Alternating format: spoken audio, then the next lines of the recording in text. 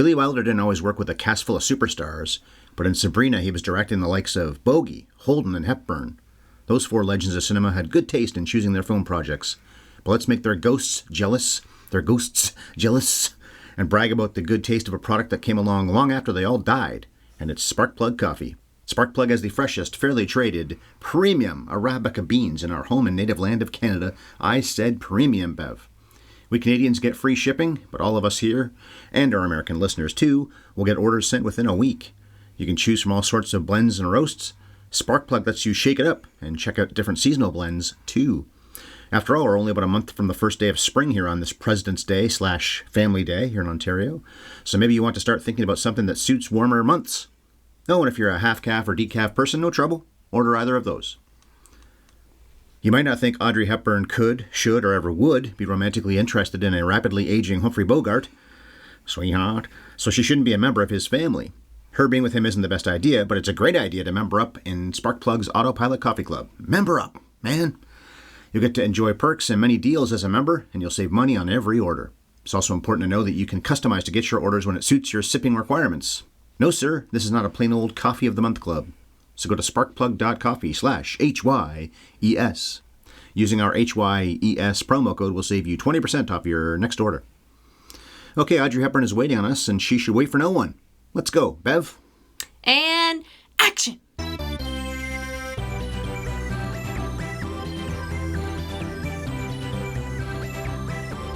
Have you ever seen Sabrina? Hello, fans of the classics, and welcome to the 570th Big Kiss on the Lips of film reviewing called Have You Ever Seen? Maybe a bop on the jaw. A couple times there's bops and jaws in this movie. We've been yapping about old films for going on 11 years, and we always spoil them. The major players in this motion picture have been covered many times over, so scroll back in our archives to find many chats about picture shows that involved Bogie, Hepburn, Holden, and Wilder. I'm the surly older man who somehow convinced an attractive younger woman to fall in love with me, Ryan Ellis. And here's that lovely object of everyone's affection, my wife, Bev. That's me. This is the fourth entry in the romantic month of February, which we're calling Love in a Word Month. Lovey-dovey movies that have one-word titles. So let's go with the coming attractions opinion question for Sabrina. Billy Wilder is one of the greatest directors of all time, but especially when it comes to directing comedies. He made chuckle fests that are revered, such as Stalag 17, The 7-Year Itch, Some Like It Hot, The Apartment, 1, 2, 3, The Fortune Cookie, and of course Sabrina. I'd even argue that Sunset Boulevard is nearly a comedy. Almost.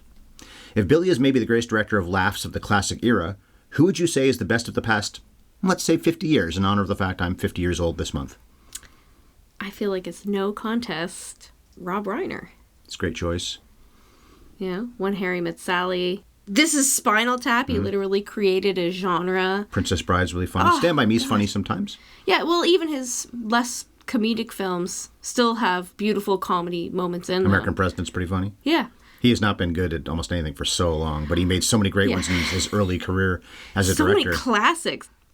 Well, you've got people like Judd Apatow, Edgar Wright, Mel Brooks, Chris Guest, Harold Ramis, Kevin Smith, Rob Reiner, and even Quentin Tarantino has been pretty funny. Plus Zemeckis, I think you mentioned him last week. When you first asked the question, I was like, but Zemeckis makes dramatic films that are funny, whereas I think Rob Reiner has made straight comedies in a way that Zemeckis hasn't really. I'm including Tarantino on that list, and that's right about him as well. Okay. But I'm going to say it's a tie between the Coen brothers and Woody Allen. As broken as Woody might be for people now, he made a slew of great comedies. I would say at least 10 that are truly funny, including the earlier, funnier ones. His own line about his own movies. The Coens didn't make as many funny movies as him, or movies period, and they do have a few misfires. But when they get it right, like they did in Barton Fink, Fargo, The Big Lebowski, Oh Brother Where Art Thou, The Man Who Wasn't There, and even parts of Raising Arizona and Burn After Reading, which I didn't love like some people did, but they are funny a lot of the time, then nobody does it better than Joel and Ethan. Okay, fine. Well, Reiner's an excellent choice. It's an embarrassment of riches. We talked about this after we recorded the podcast last week, and we just had this great conversation about all the great talent out there and all the great funny movies. But like most comedians, funny directors tend to have a pretty short-lived career, but the Coen brothers definitely buck that. Mm. They've made a great comedy in quite a long time, but they might again.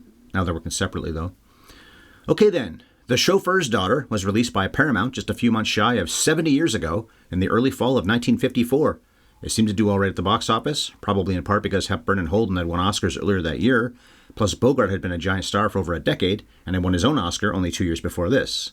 And Wilder had already won a few Oscars of his own and was going to win 3 more later on. But Bev, this is a very old movie, so please remind us what it's about and give us a skinny on Sabrina. Audrey Hepburn is Sabrina, the daughter of a chauffeur who grew up in the apartment above the garage of the Larrabee estate, overseen by the 2 Larrabee brothers, David and Linus, played by William Holden and Humphrey Bogart. The brothers couldn't be more different. Linus is a serious workaholic, consumed with making his rich family even richer, and David is a devil-may-care playboy consumed with spending all of his family's money. Sabrina has been in love with David all her life, watching him from the sidelines. That is, until she returns from school in Paris all grown up, and David finally notices her.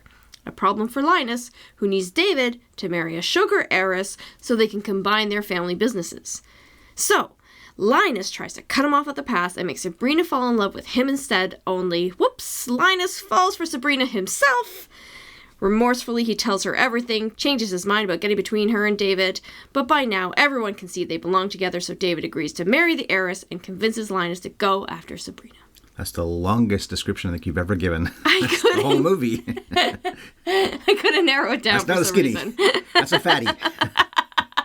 You rolled a fatty for this pimp daddy. For some reason, I was like, otherwise, how will people understand the plot of Sabrina? Or, in a nutshell, a woman's place really is in the kitchen.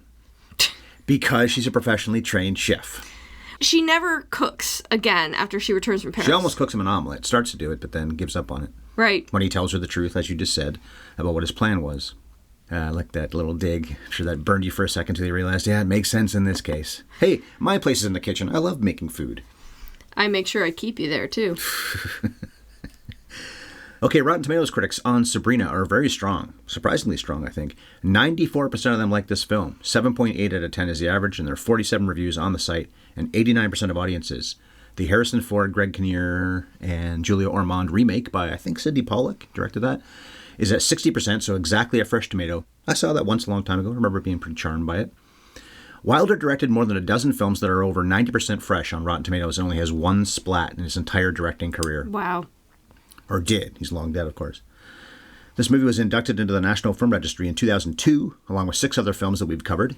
Alien, The Bad and the Beautiful, Beauty and the Beast, Boys in the Hood, From Here to Eternity, and In the Heat of the Night. Interestingly, 2 of those were barely past the 10-year minimum you had to have before you could be inducted. Because, for example, Toy Story was in 2005, so the literal first year it could have been inducted it was.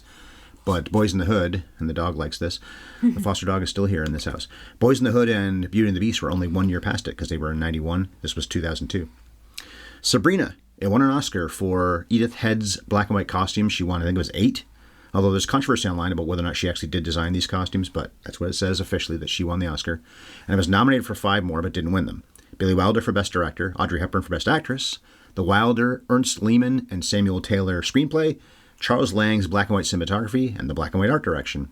On the Waterfront won most of the Oscars that this didn't. Obviously not Best Actress, but almost all the rest, if not all the rest.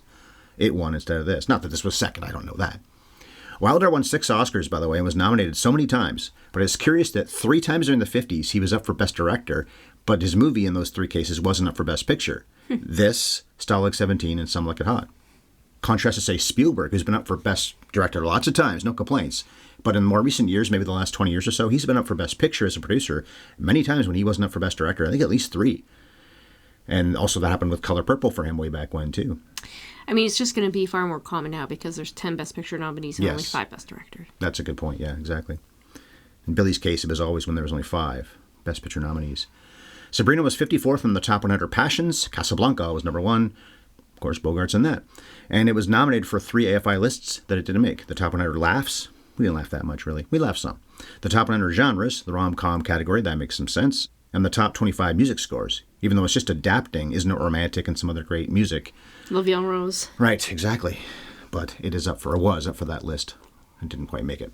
All right, then. I know you didn't love this movie, but what are your thoughts on Sabrina? I mean, I like this movie. So I guess I'm with you then. Yeah, it's charming. Audrey Hepburn is like a supernova. She steals the movie from both Humphrey Bogart and William Holden, and that's saying a lot. It's very well made. It's full of great moments.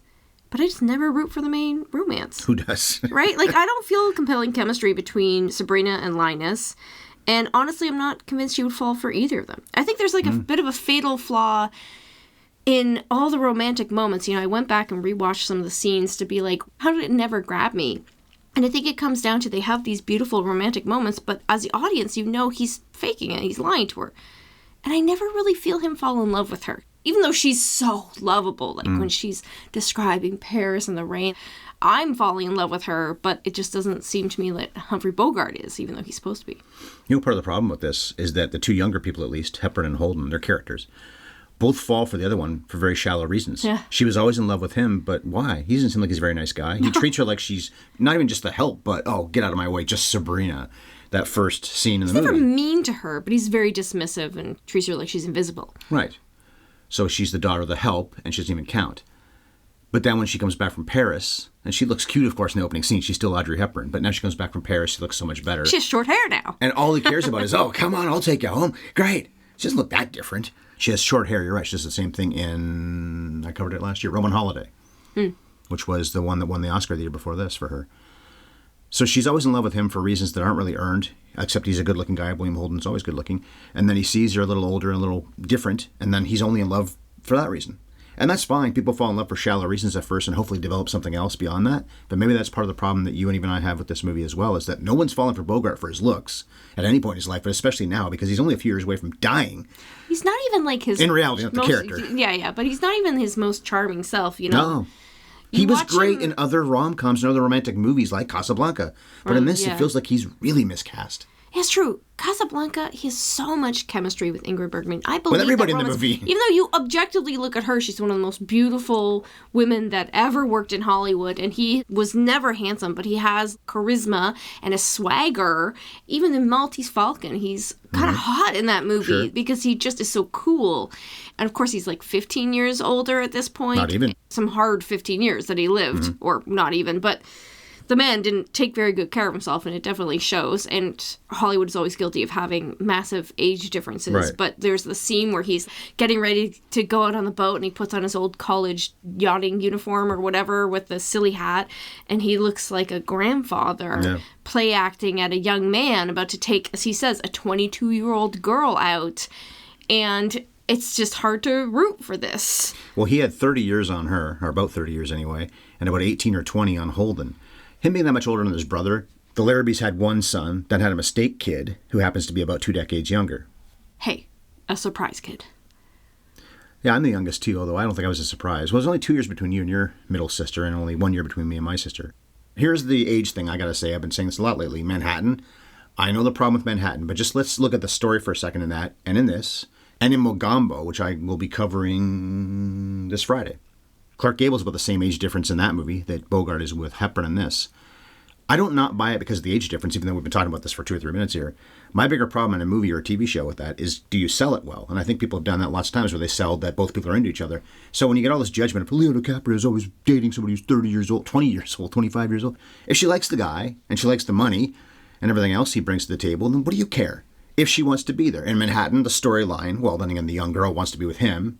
But we know there's depth in that movie that is unfortunate with his past and even what was going on with Mariel Hemingway, the actress, not just the character.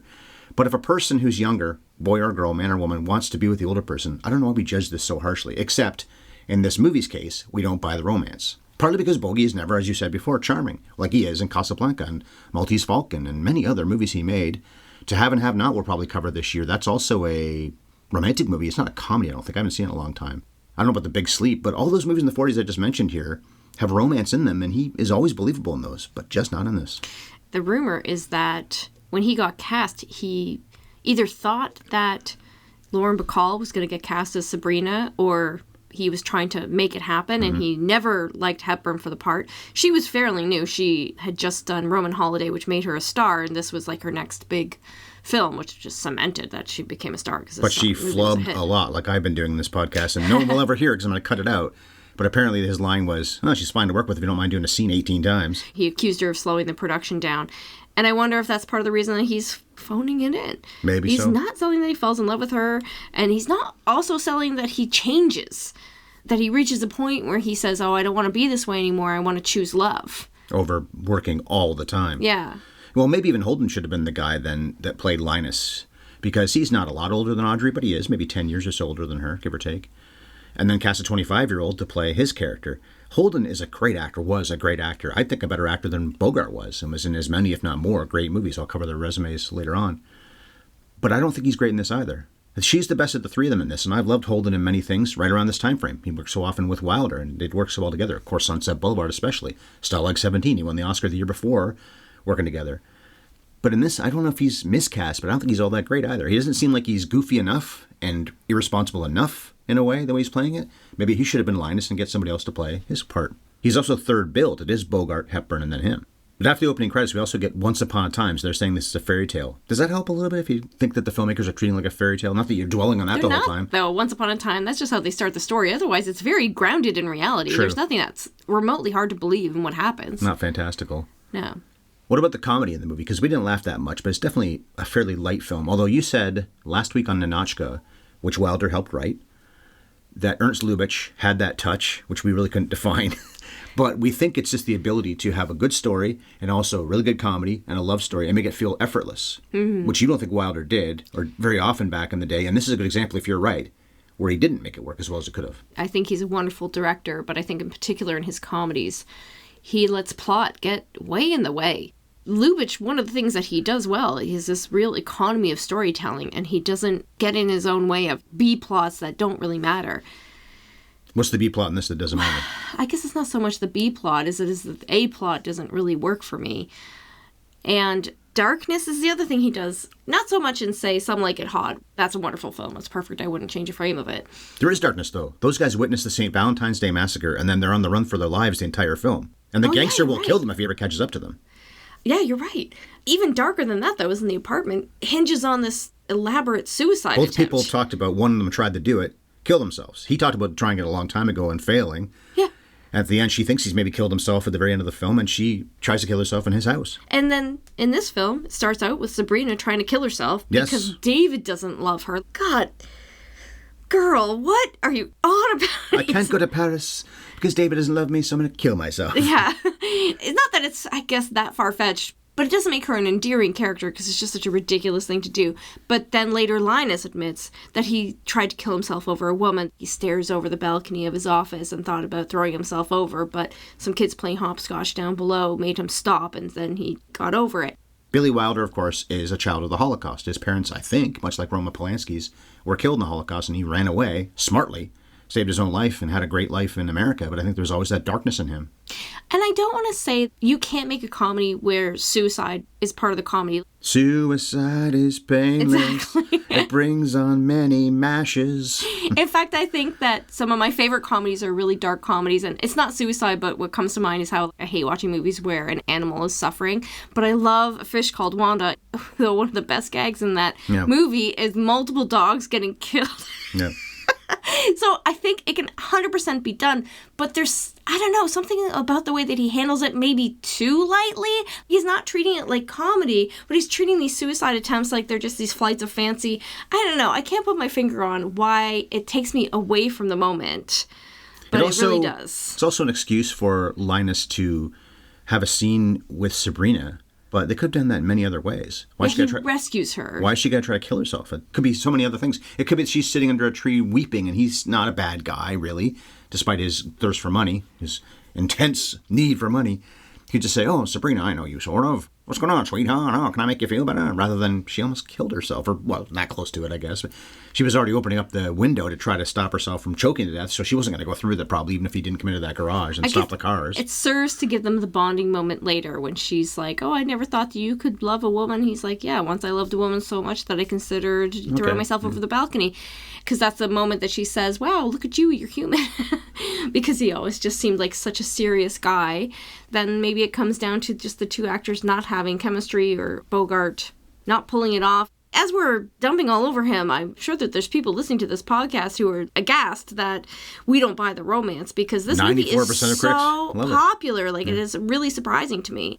I think the first time I saw this movie, and even every time I've watched this movie, when he's telling the story, he's still trying to trick her. So I always wondered... Oh, is he lying? Is he lying? Is he inventing a story about wanting to kill himself so that he can bond with her so that he can get her away from David? I don't think that's what they're getting at, but they never clarify one way or the other. Yeah, it's true, because another thing Wilder had in his movies a lot of the time was liars. Especially the bad guys. The heels like Fred McMurray in The Apartment is a blatant liar, a horrible human being. But all this is contrast to David, who's always so laissez-faire and a pretty happy guy. He's been married 3 times. He's willing to get married a 4th time to Elizabeth, who he does not love, which is part of what we saw in Arthur. Guy's got to marry somebody for the sake of family finances, and only would have done it at the end of Arthur to make his grandmother happy. Although I guess in the end he wasn't going to, because he said, no, I can't do this, and then gets his ass handed to him by the potential father-in-law. In this movie, David wasn't going to marry the girl, understandably, because he was crazy about Sabrina and didn't love Elizabeth anyway. But then here's what's really going on. Thinks, I got to take one for the team and marry somebody. How is that going to last? Dude. Although I guess no one cares as long as the deal goes through, which it will now. Poor Elizabeth, though. Mm-hmm. But yeah, we have 2 movies that we've covered this month where a rich man is essentially betrothed or has an arranged marriage to another heiress, but it all falls through because he falls in love with a working class girl. Now, in Arthur, he gets the girl, and in Sabrina, the girl ends up with his brother. Mm-hmm. And also, this movie shares a fun thing in common with Ninotchka because just like Ninotchka, there's a young woman who's completely transformed by a trip to Paris. Yes, right. And next week's movie is also French characters, at least some of them are. It's set in Italy and made in Italy, but it's a French director and at least a couple of French actors in it. That's Contempt, incidentally. Yeah, other than that, doesn't really share much in common with the other movies we've covered this month. But we see a lot of French, or hear a lot of French in that film. We hear a little bit in this. She does speak French here and there. We were talking about the age difference a few minutes ago with her and Bogart. What about her and the Baron?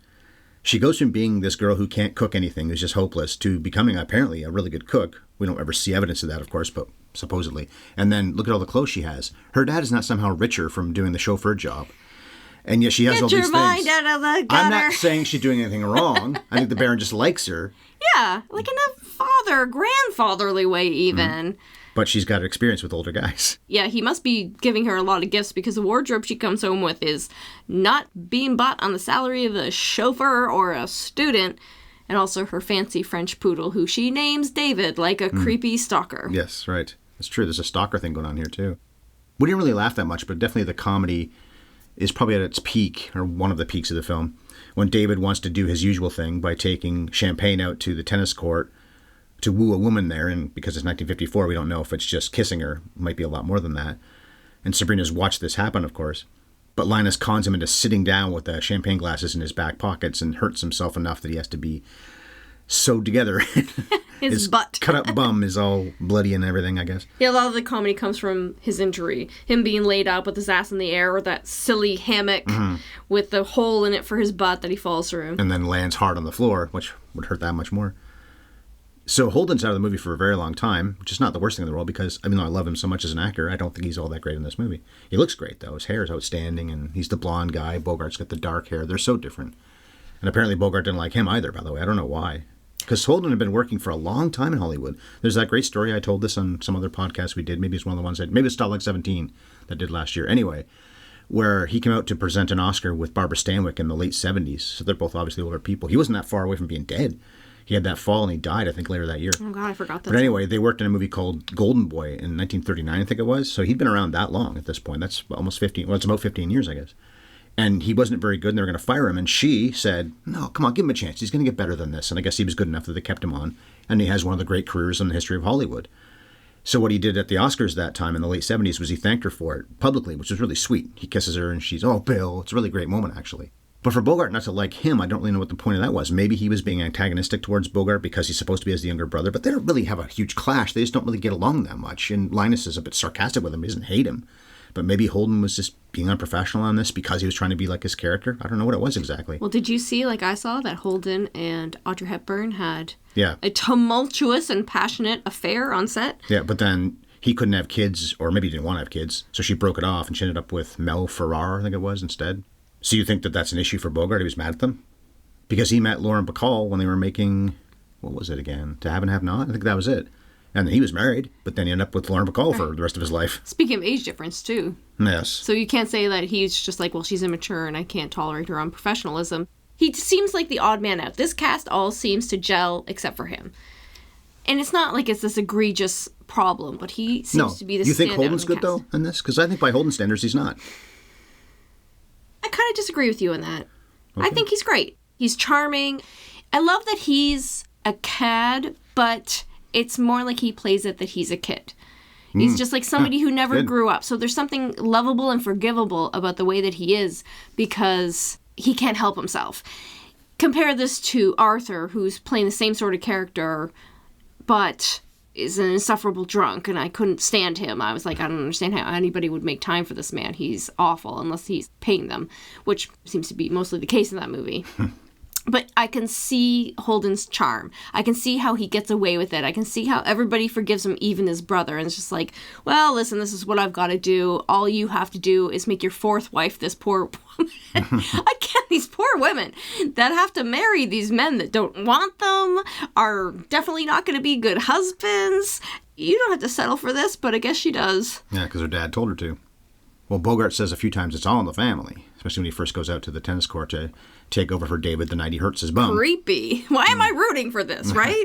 The movie just doesn't make me want it to happen. And she talks about David to Linus regularly. It's not like she doesn't bring him up, and she's still pining over him. She even says that to her dad deep into the movie, that she's still crazy about David. And the only reason that he's not spending time with her the way that Linus is because he's still recovering from the injury.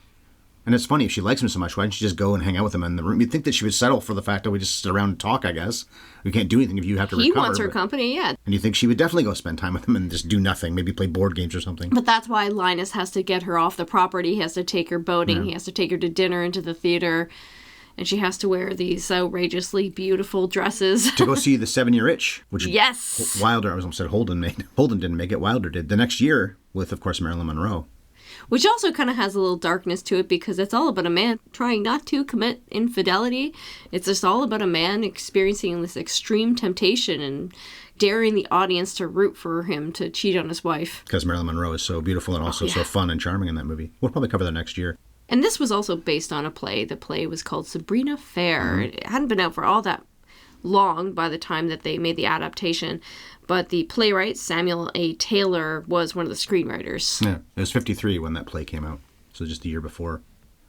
There's a key scene, though, towards the end, when she's confused because she is starting to fall for Linus and won't admit to anybody. We know she is because of the way she plays it, but I don't think she even has a conversation with her father about, oh yeah, Linus now has been charming me.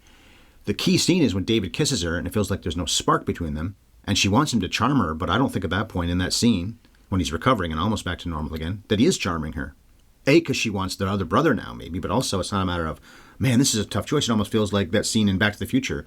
It's like kissing my brother. Because even if Biff hadn't pulled Marty out of the car, they were not going to continue kissing. My mom doesn't want to anymore because of what you just said. I don't want to do this. It doesn't feel right. I think that's what's going on in this movie, too, with Sabrina and David in that one scene. Almost at the end of the film, too. I mean, she's a smart girl who seems to have her head on her shoulders. Why she's still hung up on him almost seems like a bit of immaturity, and maybe part of her relationship with Linus is part of her growing up, coming home from Paris and taking the rose-colored glasses, La Vie en Rose, taking the rose-colored glasses off when it comes to looking at David. Is that what that means, rose-colored glasses, that phrase? I think it means... Isn't it the life of the rose? Life of a rose? Well, I think the song is about looking at the past with rose-colored glasses. Okay. But I don't speak enough French to know. Oh, our foster dog is having a dream right now and barking in her sleep. She speaks very little French. Oh, it's really cute. I wish you could see it. I mentioned the punches earlier on, I think during the sponsorship. David punches Linus, and then he gets punched, I think it's twice, by Linus in the last few minutes of the movie. And the last time he gets punched, I always remember the scene so well because he goes tumbling backwards over the table, sits up, smiles. You do love her. It's good to think about somebody else now at the end of the film, including his brother and his sort of girlfriend briefly there, because he has a right to be a little upset. He got punched in the face twice. And we have yet another rom-com where the spurned lover seems to be almost thrilled that his girl is leaving him for someone else. Well, I guess it makes some sense, though, because he's going to marry Elizabeth and he's doing the right thing for the family. And like I said, he's a good person.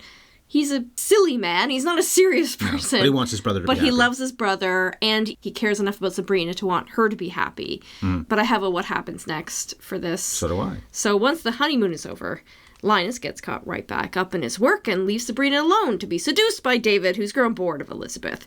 The two of them carry on a dramatic affair, which David reveals to Linus one night when he's mad at him. And in the divorce, Sabrina gets a settlement big enough for her dad to retire and join her in Paris. Have his own fleet of cars. Yes. That he owns, doesn't have to drive.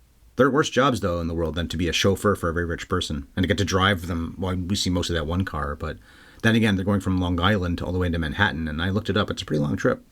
Maybe they're at the very far west end of Long Island. It's not that far, but... But he's getting compensated well enough to send his daughter to Le Cordon Bleu. So True. To stay in a room so nice it has a view of the Eiffel Tower, as I recall. Right, okay, true. That's not cheap. What happens next? Linus and Sabrina go into one of their rooms in the cruise ship. Their clothes come off, and then she realizes that she doesn't actually want to sleep with their grandpa. What have I done? Back to the age thing. I've made a terrible mistake. Or a huge mistake, I guess. So anyway, she squirms her way out of it when she sees what she's in for there. She stays in Paris to rekindle her love affair with the Baron. He's a geezer too, but she accepted that before, and look how much she learned from him. Look at those beautiful clothes she got out of it. Edith had won an Oscar for this, but rumor has it that the most iconic outfits were actually designed by Hubert de Givenchy, personally chosen by Hepburn, and did admit eventually that she drew inspiration from Givenchy designs. I made very important changes. They were very important. But Hepburn remained associated with Givenchy for the rest of her life. She was a real fashion icon. Who wouldn't be with that figure? She has a perfect model's figure with that itty-bitty tiny waist. She's just such a petite girl. Those dresses look so immaculate on her. So who wouldn't want to dress her? They created this beautiful look that really defined her whole sense of style for her whole career. These square-framed necklines. I'm sure there's a word for it, and fashion people are screaming at the podcast right now. We do have a big fashion audience. Oh, yeah. I'm sure that a lot of our audience is fashion people. But those beautiful angular necklines and the itty-bitty waist with the big skirt. Did you notice the costumes in this? Because I knew it won the Oscar before we ever saw it. I've seen it probably 5 times in my life, but didn't really notice the costumes. And only talking about it now, am I thinking, yeah, okay, she looks great, obviously, but do they really stand out? Of course, they're supposed to serve the story. This is the difference between men and women, I guess. I can't take my eyes off those outfits. Okay. Like, oh, are you kidding me? That cocktail dress, the beautiful white dress with all of the detail, the embroidery and beading. But she wears this outfit, this beautiful black top with these capri pants. This casual outfit she wears is still just so chic. The little boating outfit that she wears with the short shorts. She has beautiful posture. She was a ballerina. She was a trained ballerina. So maybe that's why she has... Poise. Yeah, exactly. Why she can seem like she's modeling these clothes and make them look even better. Bogart must have great suits. I wasn't looking that closely. They must have dressed him really well, too. And then you get the comedy moment with him wearing the old college outfit. It's not supposed to look good on him, and that's the point. It serves the story, serves the character. Well, these 3 stars, by the way, were all on the AFI's top 50 stars list, 25 men, 25 women. Bogie was number 1 on the guys' side. Holden was 25th. I wouldn't reverse them, but I definitely would have them closer than that. I wouldn't put Bogie number 1 for one thing. Who's your number 1? I guess Brando's the greatest actor I've ever seen for all of his faults and selfishness and all the stuff he pulled. But I think Holden should be higher than 25th for sure. Audrey Hepburn was 3rd on the ladies' side. I believe Katharine Hepburn was number 1. Bogart, we've covered in The Maltese Falcon, Casablanca, Treasure of the Sierra Madre, Key Largo, which I did last year. He's, of course, in that with Lauren Bacall, one of their movies together, and The African Queen. So we did 4 of his movies in the first couple of years of this podcast because they were all AFI films, all those other than Key Largo. And then not since 2015 or so, maybe even 2014, did I do that last year. Cary Grant, by the way, was supposed to be the character, but he bailed. I didn't really read why. But then Cary Grant was even that much bigger than Bogart. He was in the top 4 or 5 stars list as well. Cary Grant may have been 3rd or 2nd or something, actually. For Audrey Hepburn, this is just the 4th film we've covered, and one of those was last year when I did Roman Holiday. We covered Breakfast at Tiffany's in, I think, 2016, and My Fair Lady was on the AFI's list, so we really have spaced out her movies. I used to say, I always think I'm not going to like her in a film, and I end up liking her anyway. I got to stop saying that because that never happens. I always do like her in the end. Holden also was in 4 AFI movies like Bogart was, Sunset Boulevard, Bridge on the River Kwai, The Wild Bunch, and Network, all great films. And then Stalag 17 I covered last year, so that was a huge gap for him between movies as well. So now 6, though, on this channel. John Williams, not the composer, the actor. I guess there's a lot of John Williamses out there. He was in Witness for the Prosecution, Dial M for Murder, which we're going to cover sometime soon, and other Hitchcock films. He is Audrey's father, the chauffeur. He has some funny scenes with the other people when they're talking about, was it, that's good, that's bad, that whole thing. Oh, yeah. Her letter home from Paris. The Simpsons do that great joke with the Krusty doll. The doll is cursed. That's bad. Yeah, right. But it comes with a free Frogurt. That's good. The Frogurt contains... It's cursed or something. Yeah. Yeah. The other father, Walter Hampton, steals this movie. Yeah, he's one of the funniest characters in the film. And the film knows better than to overuse him, but he's playing like a silly drunk. You can see where David gets it from. But you raised the good point, which is, how did this man accumulate this fortune or maintain this fortune? He was the David of long ago, and his brother, or somebody else, maybe a sister, was the Linus of their generation, because he's, in reality, 75. He's probably supposed to be about 60 or so. Maybe he's in his 70s, I don't know. But he's clearly just an emeritus person at this. He's part of the board, but he doesn't really have any role anymore. And he's always drinking. It's funny, but he's clearly an alcoholic. Yeah, there's the cute sequence where he's just trying to get the last olive out of a jar and then eventually gives up, put the martini in the jar. So that's how he gets the olive out and drinks the martini out of it. He only made 31 films. He was a stage actor mostly, but he wasn't all about Eve. Martha hires Elizabeth. She worked for nearly 30 years in almost every genre, did a lot of TV. Nothing really stood out, though, beyond this film. And Ellen Corby, I can't believe I didn't recognize her. She's the secretary. She's Mrs. Davis in It's a Wonderful Life. When it's, I'll take this much money, I'll need that much money, how about that? And then she comes up, I forget the exact number, but can I have $12.50? Of course you're going to have $12.50. Oh, you got 50 cents. She's so specific and really cares about him. She doesn't want to take any more of his money than necessary. She has 4 seconds in that movie, and I've never forgotten it. She's also in Shane and Vertigo, so she made a lot of classic films with classic people in the 50s and the 40s with Wonderful Life. And for those who watched The Waltons, she was Granny, so that was probably about 10 years or 15 years after this movie came out. Was she that old? Yeah, I guess she was oldish in this movie, middle-aged, close to it maybe, and then add another 15 years or so. Billy Wilder, we've done 7 of his movies now as a director and 2 where he just wrote them. Double Indemnity, The Lost Weekend, Sunset Boulevard, Stalag 17, Some Like It Hot, and The Apartment, and he wrote Ninotchka and Ball of Fire. Ninotchka was last week, Ball of Fire was last fall, that I did on my own. There's narration off the top, but not again. That's Sabrina giving the narration, setting the scene. That's typical for Wilder, though. He had a lot of voiceover narration. Sunset Boulevard does, I think. 7 Year Itch does. And I could probably go, maybe Stalag 17? Yeah, his buddy in that movie is the narrator.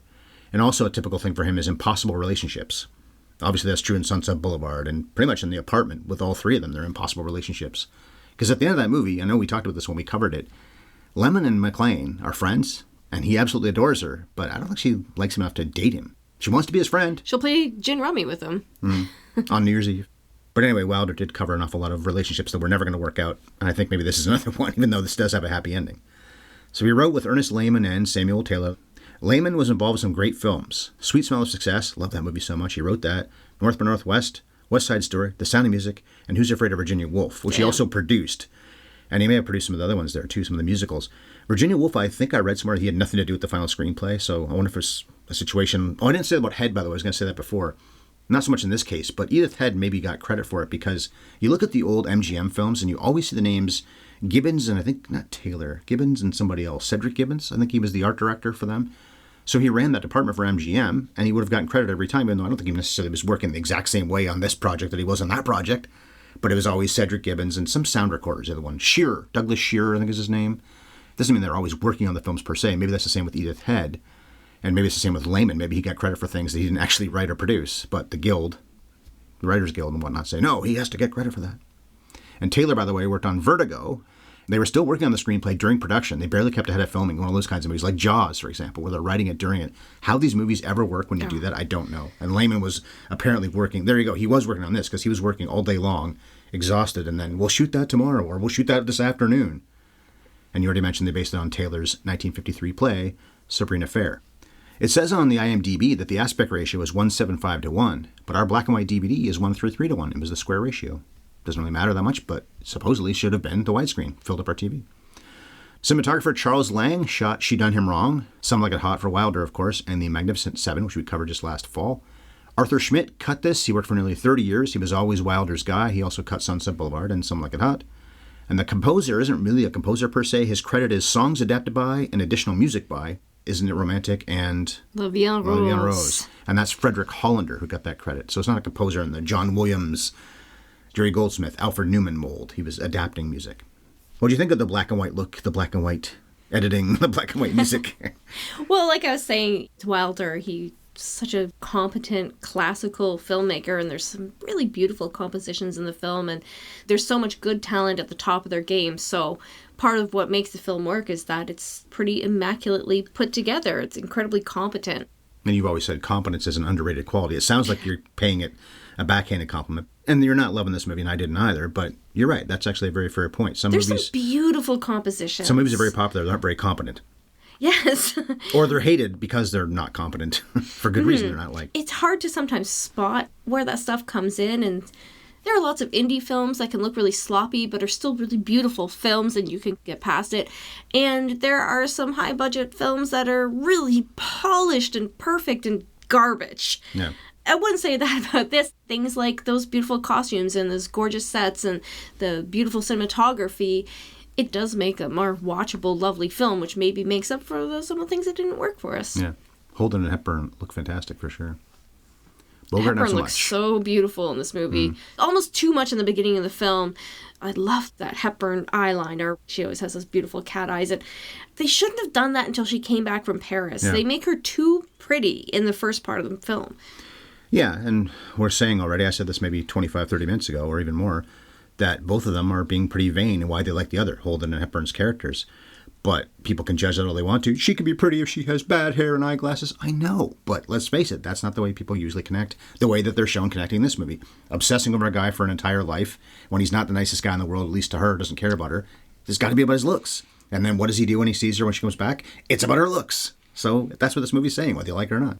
Were you a fan of the remake? Because I remember liking it quite a bit. I remember Harrison Ford was very charming, one of his better 90s roles. He's so good at being the lovable, gruff guy, and he's not phoning in on that movie. Julia Ormond plays Sabrina, and Greg Kinnear is Linus. I bought the romance. I was really young when it came out, and I remember being so sucked into it, getting all the feelings I'm supposed to get when I watched this movie. I'm not saying it's a better film. I've never gone back and rewatched it. I did go back and rewatch some of the clips because I was just curious how they look now, and I think I'm a little afraid to revisit it, to be honest. I'm afraid that I just won't like it as much as I did then, and I want to keep that memory safe and pure. There's that whole thing with the, unbreakable television in that one compared to the unbreakable plastic in this. Yeah. I remember Ford playing that same scene that Bogart has here, which isn't laugh out loud, but it's pretty charming, during a party when even Linus normally would be having some fun, is still in the office with some people showing off that plastic. And I think it's the exact same scene in the Sabrina remake where Harrison Ford's doing it with, I think, a television. But whatever, it takes a gun to it, a hammer, all these things, and nothing will break it or dent it. Linus is human. He's just really enthusiastic about his work. He's not doing this because he's cold-hearted. He's doing this because he's passionate about it. Oh, and I got to add before we totally wrap it up that as much as we feel like we're being hard on it, Pauline Kael hated it. What a surprise. Called it a horrible concoction and implied that Humphrey Bogart got trapped into the role. It does feel like that might be true. Okay, then last thoughts on Sabrina. So I wouldn't personally consider this an essential film for Billy Wilder fans, True. But absolutely an essential film for Audrey Hepburn fans. Yeah, and we covered some of these actors for the first time in a while, at least together, because I've done solo shows on actually all three of them last year. Roman Holiday, Stalag 17, and Key Largo I did by myself last year. So we haven't covered these three people in quite a long time. Wilder we have, but anyway, that drew me in. I do like the movie. AFI, Passion movie, Oscar winner, all that stuff. And also has one word, and we are doing that this month. One word titles, Love in a Word month. I didn't love the movie, but it's still good. Just isn't as funny or as effective as Wilder's best stuff. Still, many directors would kill to have this on their resume, and probably the actors too.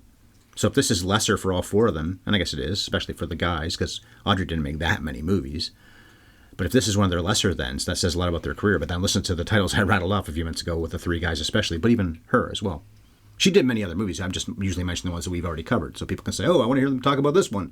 Well, in a lot of cases lately, we've got Hanks and Ford, Harrison Ford, some of his stuff. And these guys, you're talking 8, 10 movies in some cases. So that was how we saw Sabrina. I'll be back in your ears on Friday when I continue Love in a Word month by making the one-word romantic selection of Mogambo. At last, we talk about Ava Gardner on this channel. And for the first time in a very long time, Clark Gable and Grace Kelly will come up too. In 7 days, though, this lady and I will be putting the finishing touches on this month of romantic films by jawing about one that isn't really romantic, but does have one word title, and it's Jean-Luc Godard, first time we ever covered him before. He's got the gorgeous Brigitte Bardot, first time for her as well, and it is Contempt. Sabrina was a fluffy comedy. This isn't. We've already watched it, so now we know that it is not at all a fluffy movie. The coming attractions opinion question. Another opinion, not a trivia question. One of the reasons we're covering Contempt is because it's on the Sight and Sound's 2022 list of greatest films of all time. In fact, it's been on all the Sight and Sound lists from 1992 until that one 2 years ago, so 4 straight times. Beyond that, we were just overdue to talk about Jean-Luc Godard. He's a renowned French filmmaker, as were his buddy Truffaut, And so were Renoir and René and Romer, I think I say that, Romer, Varda, Tati, and Ackerman, who was from Belgium but did make French films. Those are all last names, and if you're a film fan, you probably recognize most or all of them by just saying the last name. I could rattle off a lot more big names than that, but it's a good sampling, so here's my question. Which French filmmaker is your favorite? All right, so for our answer to that question, check out next week's podcast about Contempt. You already know how to find us, but let me remind you to favorite or subscribe wherever you listen, which is also where you can find our archive of hundreds of episodes that are available for free. While you're there, leave us a rating and a review. It's a great way to support the podcast. We're both on Twitter. I'm at BevEllisEllis, and Ryan is at MovieFiend51, or you can reach us by email, haveyouverinpodcast@gmail.com. I'm also on Threads at BevEllisEllis. You can find our podcast on YouTube. Our channel is at HYES Ellis. And to enjoy freshly roasted premium coffee delivered straight to you in Canada or the US, please go to sparkplug.coffee/HYES and enjoy a 20% discount. Isn't it romantic to end this podcast right now?